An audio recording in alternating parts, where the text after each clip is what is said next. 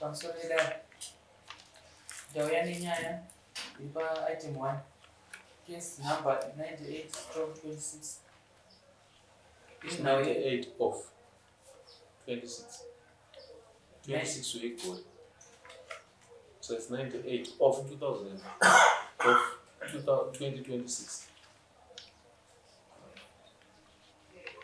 iri nhau yerora claim on makanyara manhisi iri nhau yamhangaro mudare naTendai Manghisi akabatana naMajor Manghisi vachimhangarira Tongai David anobva kuChakona village Masembra ndonhava ndauya nayo mudare.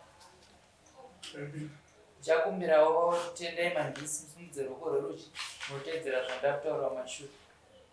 Ini Tendai Manghisi ndinopika pamberi pedare kuti zvose zvandichataura ichokwadi pamberi paMwari namambo wangu, Mwari ave mubatsiri wangu. Ndochiuya kuna Tongai David simudze ruoko rwerudyi kutedzera zvandakutaura mashure.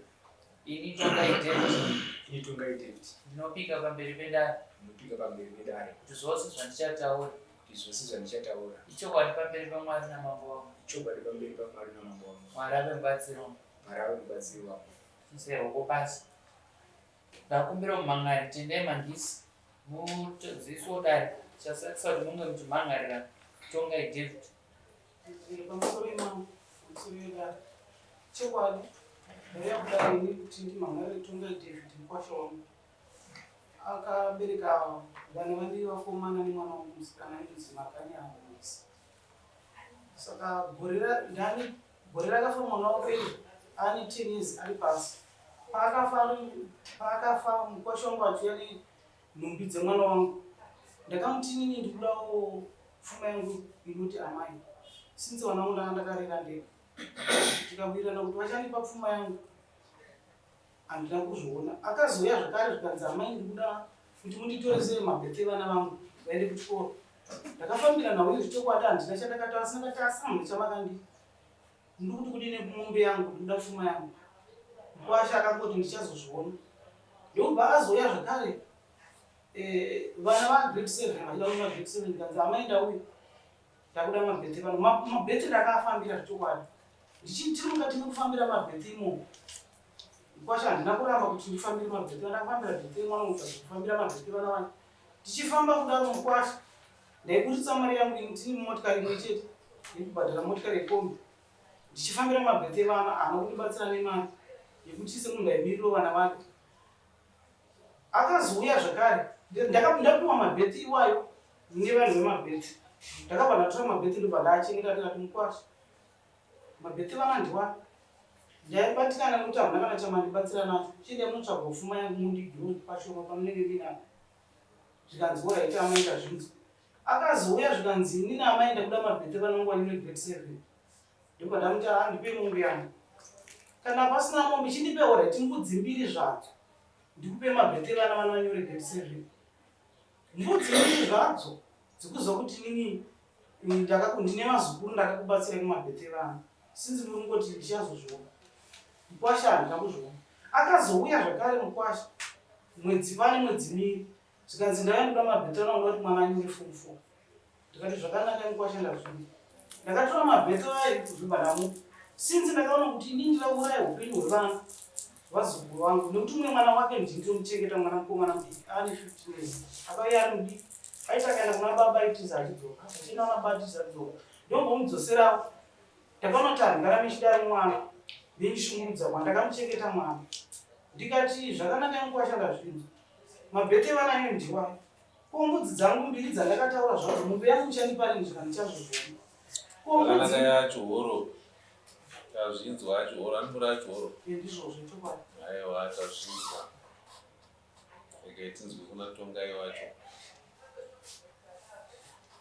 Tsuri changani pamusoro pedare zveshuwa iyi yepfuma yakaona kuti ndakaita kare, asi yakaitira zvekuti ndakatotorwa mudzinga wangu handina kumurama iye haana kundirama. Mushure mekunge atorwa mudzinga wangu akabva arodzwa kunhu. Saka zvinhu zvakandibata pandambomira ndakadaro kusvika pane zvinezvi. Uya pakutaura kuti torisa vana mabheti vaipurisa mari dzavo. Akarodzwa kumwe kupi? KwaBerijeni. Nembore.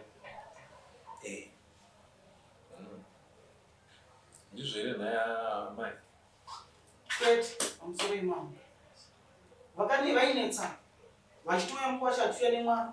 Amaita chinge watiza mwana zvavainetsa ndaizvisonga. Kudzimai vangoramba navo vega. Inini ndichitori saidhi remukwasha. Ndichiti iwewe usasiye vanhu. Handina kumborodza mwana sinzi vanga varamba navo vega mwana akazorohwa chokwadi kwaBerijeni.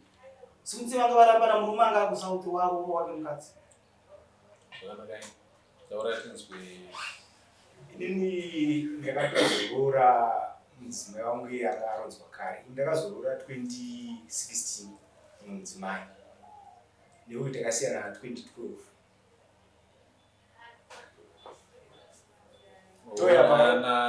Na makanyara makasiyana 2012. Yes. Wazozvitaura wega makasiyana. Hauna kutorerwa makasiyana. Ndoona vanhu nemadhende mberi. Papotsika apo hatina kunge tasiyana. Sekuti pamba sina chibatiso chekuti pana aramba munhu. Haindada kutaurawo mazwi awataura iwo kuti takasiyana 2012. Iye vakupa mazwi iwayayo kana ndofunga zvichida ndo vanopenga. Isusu takateerera hatipengi. Tanzwa zvataura. Iwe wakambeko waroora here? Wakambeko waroora here makanyara? Pana makanyara ndakabvisa tsvagirai kuno. Pakazenga aenda. Pandakaenda nehembe dzavo. Amai vakati ina ndingangotambira chii. Ndowakaenda nehembe? Nhumbi dzacho. Ndakandikaona. Pana ava ndibaba. Ava ndisekuru. Naisekuru? Unoenda nehembe dzemukadzi wakuda kumba kumusha kwabereki kwake? Kuri kuti mukadzi akanga ashaya. Akashaya asiri mumusha makwaChakonda. Saka muti akaroorwa akaenda kwaBerijeni namari dzake dziri kwaChakonda?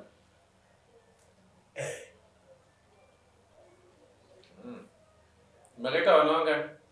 Vairi. Mukomana wanu? Vakomana vese. Iwewe wakangogumira patsvakirai kuno. Pamaita vana vaviri. Aive makore manganaya pamakasvika pakuita vana vaviri? Ndatora na 2008. 2008 vazobva pamuda pavo rini? 2012. Yes.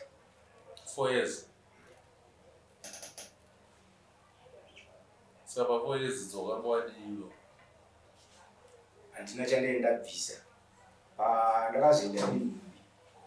Amai vakati handitambiri zvinhu zvemwana wangu chi sezvaona wangu wakaroora. Ndaperekedzwa nemukoma wangu nemuzukuru ivavo. Rara kumbiri rimbobuda panze, takatobuda panze.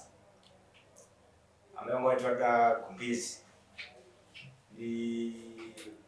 nemari yeminja nembudzi. Takabuda panze, takabatanidza mari yatakabatanidza. Patauya takaswafa takati ndo patawana. Ndopatambira zvinhu. Ndopatadzokera zvinhu. Pakazoshaya mudzimai wangu akashaenda nesiku. Vakoma vangu nehanzvadzi dzangu vakaenda kurufu. Vakanzi takasaimaone chi pane vanhu. Toda kuitira kuti vana vaupenyu hwavo hunge hwakanaka. Dai muri vangu maita sei? Mabatanidza maita sei? Mabvisa muchana.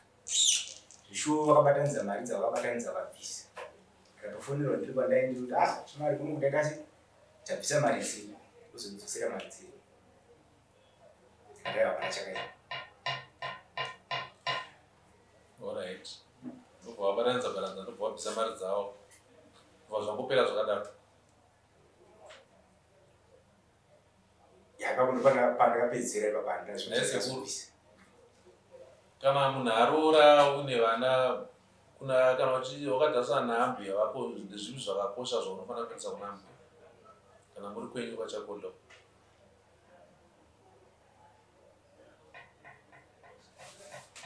Zvakakosha zvaunofanira kuendesa kuna mbuya kune mombe yeumai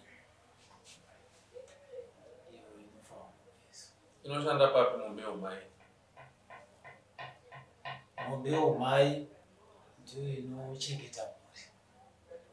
Iri mhuri yani? Mhuri yemukwasha. Saka amai avo vari kurwira kuda kuchengeta mhuri yavo. Handi amai avo vachine chavo here? Sekuru kutaura nemi. Mai avo vachine chavo here? Hatovawo mwana akashaka. Saka kurwisa kwavari kuita vari kurwira kuchengeta chii? Vazukuru. Inova mhuri yani? Yatongai. Handizvo? Saka toti amai ava zvavari kutaura hazvina kuipa. Havasi kuita godo. Vari kuti regai nditire vazukuru vangu ndichiri mupenyu. Kuti kana ndisisipo vazukuru vangu parege kuzowana zvipomerwa zvokunzi ambuya venyu havana kupiwa mombe yavo yeumai. Handizvo? Taure baba handizvo? Ndatambotaurei chokwadi. Aiwa pari papo mambo ndipapo kuti panotisunga vanhu vanotema ndongo wabvise vanhu ati kuya kwavaita vachitaura saizvozvo handiri kuona hangu kuti hazvina chakaima zvinhu zvinogadzirisika zvichibva mukati medare. Saka tongai unondwari ndiko mombe batomai mombe yeumai haifambi yega aka ndokushanda kwacho. Mombe yeumai ikafamba yega inoita sei? Sekuru dai mombe yeumai ikafamba yega inoita sei? Ndoziva ndichoti mombe yeumai inoendeswa nembudzi. Mombe yeumai inoendeswa nembudzi. Mbudzi inenge dii?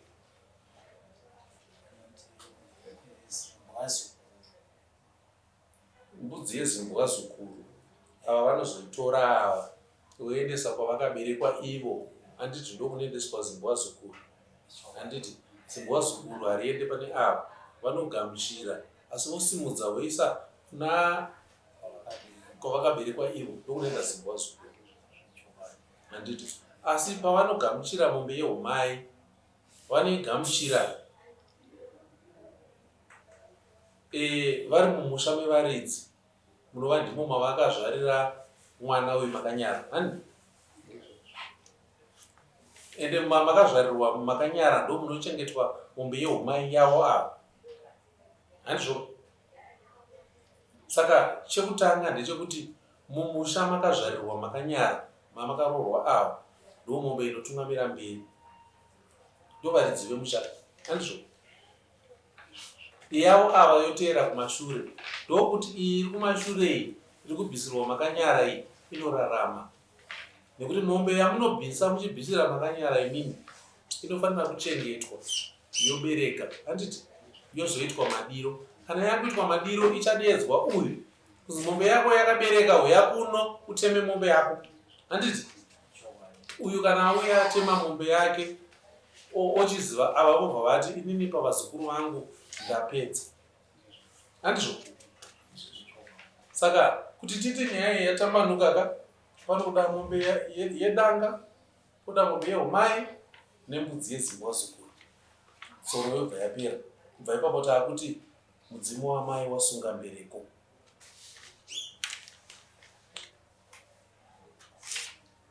Chiri kurwirwa naamai ava hapana chakamboipa. Amai ava vari kurwira dzinza renyu inini kuti vana ava vasazoita mapenzi mumusha mozodzoka moti kwavakaberekwa kuna mbuya vavo ndokune mhosva. Vana ava kana vazoroorawo vakada kunobvisawo dzavo mombe dzeumai ndokuti dzigone kunorarama mberi kwadzo kuenda patsika remberi ndo panotsika rekumashure. Kana iwe usina kubvisa yeumai uku nevana vako havabvisa. Saka dzimwe nguva pane zvinhu zvatinoita mutsika zvakareruka chaizvo asi zvinogona kurerutsa upenyu hwevana. Saka pamwe pacho ngatizvibvisei jambwa rekuzopiwa mhosva kunzi baba ndimi makarengerera mwana kuti mwana atambure zvaari kuita. Chingoitai penyu, kana maita penyu amai osungera mbereko yavo, vasungera mbereko yavo, kana mwana azokunetsai mangwana muchitaura kuti ko zvabva nepi, inga takaita wani zvinoitwa mune chekutaura taura. Matenda mama. Mino ndikangoda kuziva kuti parutsanangurika mudare kuti panobviswa mombe yehumai, zvirisadzira amai, panoda mombe yedanga. Kuti zoti chinotanga chii? Ndokwana mombe yehumai yapabika. Unofamba nedanga. Mukabvisa mombe yehumai iri yega irarame kani. Kana mabvisa yehumai kanosvika painongosvika ichifa. Anditi kana wabvisa yehumai iri yega inosvika yobva yafa tobva takuti bvisa futi. Handi munoziya. Kana mombe yako yehumai ikasvika kwairi kuenda ikasvika ichinofa usati ndabvisa. Unonzi mombe yako yakafa wabvisa imwe. Mombe yehumai inoenda iri tsiro. Handiti chinonoichengeta nekuitsigisa mudanga imo munoziva imi mishona kuti mombe yehumai ikauya mudanga ikasatsigiswa inoparadza danga renyu rese. Danga yaenda inosvika ichituta, inojamba ichibuda inoswera mumagadheni evanhu ichitunga dzimwe mombe ichidziuraya ichiita zvese. Handiti ndozvoita mombe dzehumai izvo. But kana ine yedanga yauya yedanga apa yehumai apa, chinototanga imombe yedanga pouya yehumai. Zvinenge zvakanaka kuti kana zvichikwanisika dzingoenda dzese dzakabatana. Dzaenda dzese dzakabatana, paunozonzi uya tiite madiro emombe yako, uchizobvisa mbudzi yako yezimbwa zukuru. Ava uchidedza anamai vavo, anamai vavo vouya, ava vouraya mombe yavo yehumai, anamai vobva wapiwa yavo yezimbwa zukuru, wobva wasimuka wodzokera kumusha kwavo. Kubva ipapo mapedza tsoro yenyu. Vangoda kuziva kuti maybe kana kuti munhu uchienda muroora unotarisana nechekutanga. Unoita sei? Unotarisana nechekutanga ndochamandiudza kuti unofanira kutanga kubvisa mombe yedanga. Baba ndiwo musoro wemba, baba ndiwo musoro. Ndopanda ndichibvunza. Baba ndiwo musoro. Nepo ava vari kutokoshesa musoro apa. Chavari kukoshesa musoro vari kukoshesa wenyu musoro wenyu. Makanyara vana vaya mumusha menyu haana kuuya kuzokudza dzinza rekwabvo, akakudza dzinza renyu. Vari kunzi makadiko baba vanhingi ndimi. Handiti kana mwana wayo akaroora nhasi unowe muroora wacho mumusha ndewekwenyu, uko anenge achimbonosvika ongonotsvaira mumba ongodii wodzokera, asi kwake chaiko ndekuko. Handizvo kana taakutonzi baba nhaiwe tongai une vana vangani, ndine vana 7, ari kuverenga nevana ve7. Handi saka tongai unondipari ndiko mombe idzi aidzozodiwa dzinotsiga idzo. Kwachakonda mombe dziriko, tikangoyambuka pana Nyaure paipai dziriko. Ndikatouya mangwana chai ndodzitinha ndodzitora. zvinzwika changamira kuti nditi ndingataura kuti muswakati ndinganyika itoda nguva yekumbobatanidza tarisana 2012 nhasi 2026 pane makore mangani? 2008 pane 2008 kusvika 2026 pane 18 years. Handi baba watora mudzimai wako 18 years, zvoreva kuti iwe utone vana vatone kwa 17 years. Handi zvichida mukati memakore 5-4 vakomana vevanhu vemazuva vatati kuroora mwenyu machakondawo pane kusvika 20 years 23 years katoka baba. Handizvere sekuru usatarise pasi iwe waakutobvisa yako mombe yekuti inoroora, asi iwe kwakabva mwana unonoroora. Munodzivisa nekuuraya upenyu hwevana nezvinhu zvakangoreruka, zvinhu zvezvenhando so. Wako mwana iwewe achazovei muupenyu kana usina kana chawakaendesa kwawakaroora iwewe? Uchazomuudza sei wako mwana kuti enda unoroora iwe usina kuroora?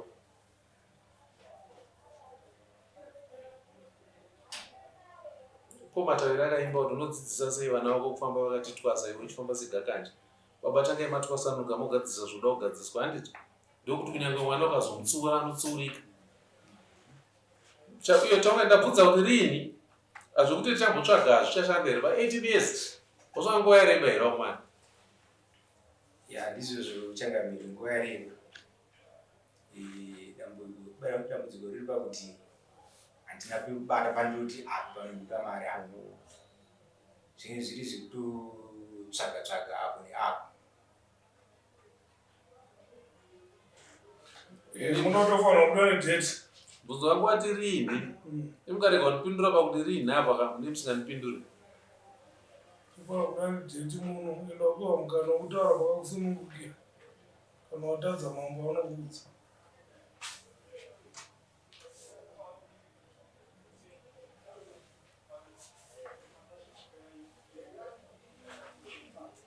taura dhiti apa ndogona kunyeba kuti dhiti rakati ndokudira tokusunga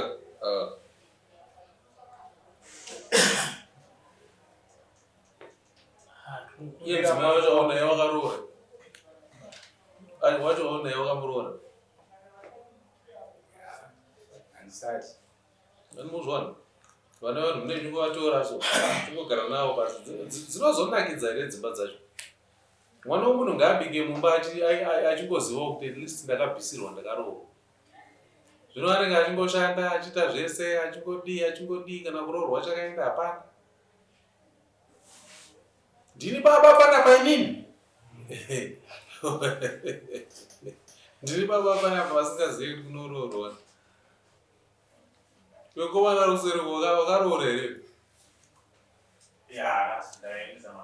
wakabvisa chii akuroora akuperi akaudza izvo ndiani sanotora zvenhimbai vaakuroora akuperi ndiani roorai mupedze kuroora kuti kuti uda kuti kusvika pakuchena ndebvu musina kupedza kuroora sekuru ndemunoroora mupedze kuroora ndichavaudza vamusana kumhiri ikoko tichazama kuti tipedze ndatiri mhikoyo ndoziva kana usingagone ndokupa ende kana ndakuuya ndotora nyanga dzababa baba muzoatora menyu kutanga ndopinda mamba anopinda sekuru ndoyazitora dzenyu unozosara makurwisana kwenyu koko asi mapinda tora bosi andikuita ka handisi kuitira imimi vapenyu ndikuitira vana mhiko vari kuenda noupenyu imimi nogona kuti haa isusu takura tichatyei takuita zviripo asi ava ndo vatiri kugadzirira ende ndo vari kurwirwa nambuya vava havana chavari kurwira havana chavanoita pamombe yomhai havana chavanoita nacho bosi mombe yacho havasi kuiuraya vari kungosvika vachiitarisa kudai handiti nekutoifudza futi kutoona kuti yapinda mudanga here haina kupaza matanga evanhu vari kutozvitsvagira nhamo ava yekuti vafudze mombe yenyu dai vaine utsinye vaingoti kondinei nazvo ini hwangu upenyu ndorarama ndatopedza pangwini but kutsvaga nhamo yekufudza mombe iyoyo igobereka yabereka uko pamwe ogokatera kamhuru kacho ogodii kusvika kakura kana kazokura zvinoonekedzwa nzure urai mombe yako ouraya mombe yacho uchatakura kuti nyama uchidzokera pachakona handizvo kunyeba iro saka chamuri kunzi muite hapana chitsotsi havana kubirana bosi mombe yacho ndiwo uchauya uzoitema kana watema futi uchatakura rako banda wako rekuti unonopa wekwako iwewo kuti mombe iyo mai yandakabvisa iye taita madiro iyi evidensi modya nyama yacho saka ava motovatotovanzwira dzidza kutonzwa tsitsi chaiko kuti chemberei yafunga kuzvitambudza nemombe shwashwa kuitira inini nevana vangu pamusoro itanganire uyu murume mupei dhiti iye ari kutoratidza kuti haasi kuziva pamusoro itangamiri kuti munosiso pa20 December ndovandivisa kusvika kwesekuru nechiteipisipa handigonomira kuenda kwesekuru urewo handidi ndati ndakaumirira kwe18 years wada ndipatirwe gore futi kwakawandisa ine May, June, July, August, September, October, November, December 7 months minowe ndakamirira hangu aiwa kuita zviti ado chikumbiro changa Ndopamwedzi miviri ndai munoona zvokuita. Apa kutsungirira chaiko chaiko kuti ndochinangwa chandoda kuti chizadzikiswe chika zvinobuda pamberi handiti muri pamberi panyaura nevhu rakanaka repenyu paive mvura yemuna nyaura inenge ichingoti kororo ichibuda.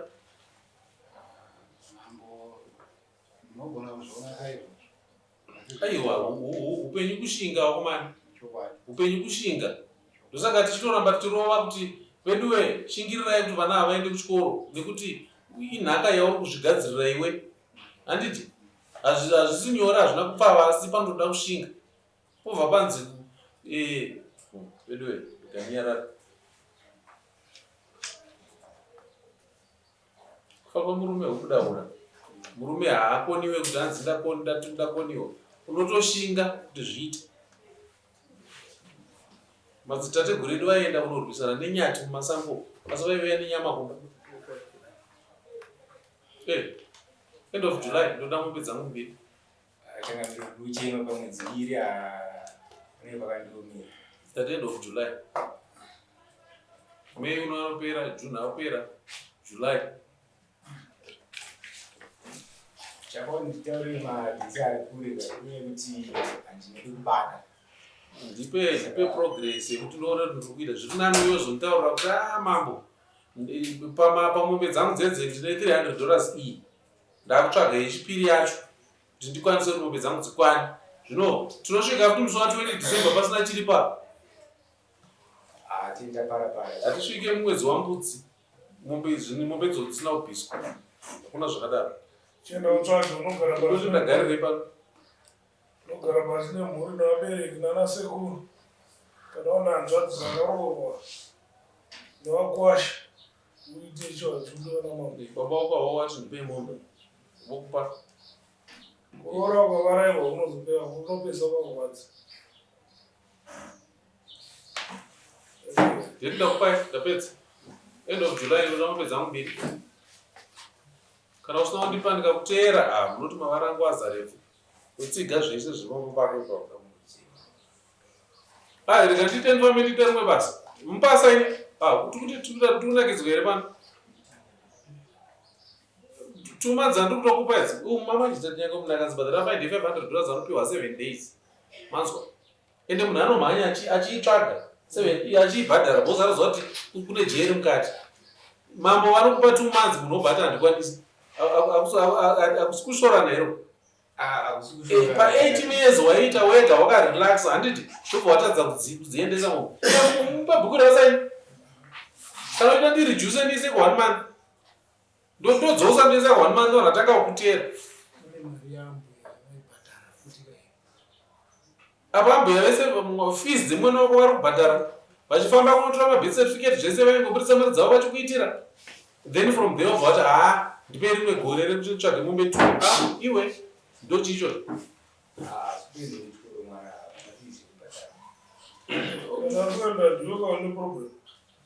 Pamusoro imamo kubvira mwana achienda kuchikoro mwana aibhadharwa nemainifomu zvimwe zvese mabhuku ndindaiteka. Anobvira akabhadhara mwana mari yechikoro akachibhadharwa nebhimu anyora grade 7 ndikati baba tashinga mwana adakuenda kuform 1 vakati akabva kumba kwamuda akandiuya nemaresults anonda mubhadhara mari yechikoro vakanetsana nemunin'ina wamai kuti mwana wamusikana. Apa titopindura hangu yezvo ivi munoziva kuti munhu ari kutengesa airtime chaichaiyo ipakudziwa everyday achiguta ari kutovaka imba ichipera mazvinzwa. Pane munhu andoudzwa ari pano pashogoroni panapa arikufamba achitengesa mazai akabwiriswa pano pashogoroni. Munhu iye anonzi akavaka musha unototyisa unoshambisa kuti shuwa nemazai aari kutengesa atovaka musha. Vamwe vanhu vari kurima magadheni vachiuya mumusika everyday auya awana 30 awana 50 awana 8 awana 100 handiti uchitosungirira uchisa padivi. Mvura munayo magadheni munawo pekushanda munapo chiri kunetsa chii. Enda unoita basa utiratidze effort yekuti ndiri kutsvaga kwete kuti ungoti ndoda musi wa20 December. 20 December ndokwanzi kunoite wanzwa kuti 20 December kuchadonha mana yekuti unongonozhorera woya wotambuya oye end of July. Ngatimuke. Maita zvino.